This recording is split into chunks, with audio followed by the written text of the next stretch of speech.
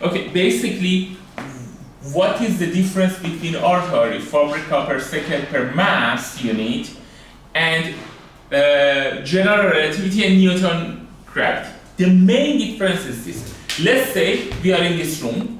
This is the place that we want to calculate the gravity, the total gravity. We have gravity, again, in quotations. Let's say we have two vacuum cleaners with certain power. Like this is 1000 watts and this is 2000 watts. We have one vacuum cleaner. We are talking just about this room. At that distance and the one on the other side of the room, what will happen?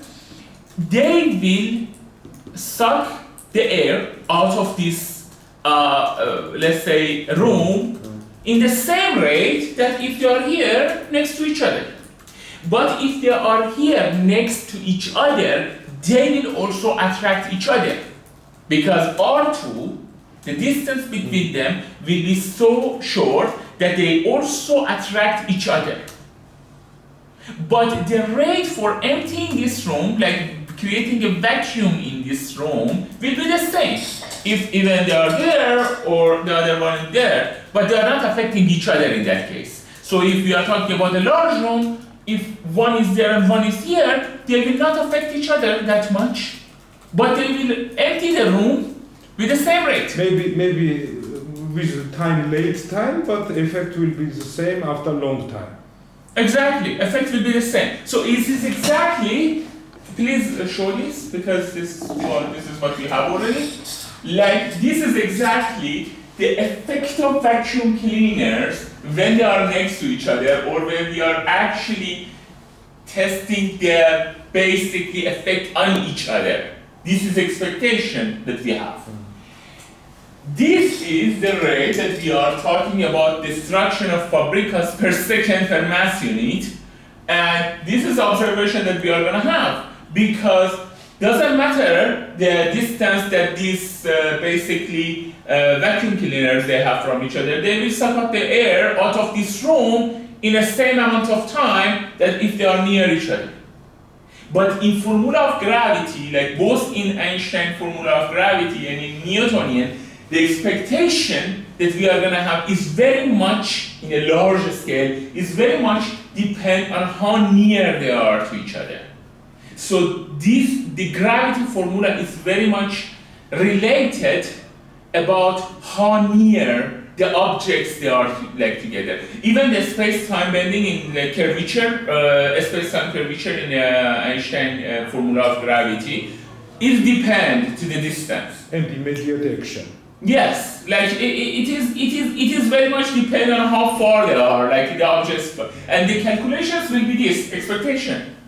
But in our calculation, it doesn't matter. For sure, you will have in short distances, you will have this expectation also from the same formula that we are saying, fabricas per second, destruction of fabricas per second per mass unit. But in large distance, no, this will be the one.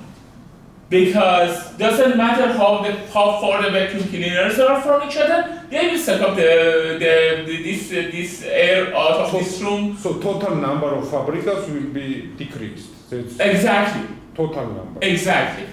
And doesn't matter how far they are from each other. Doesn't matter. It is making it irrelevant.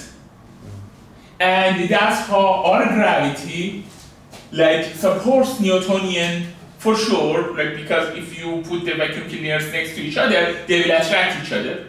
That is Newtonian law.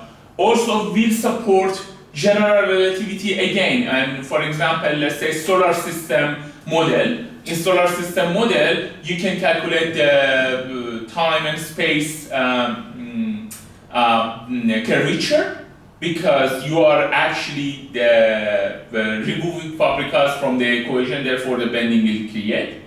But in a galaxy scale, or in basically a cluster of galaxies, the distance will be so far, like, between the objects, that Einstein theory and Newtonian theory will be irrelevant because of R2, because there is always G, not a quantized gravity.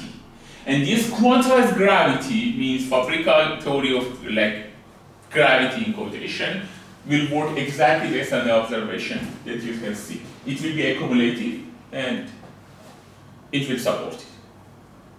Thank you. Cool. Now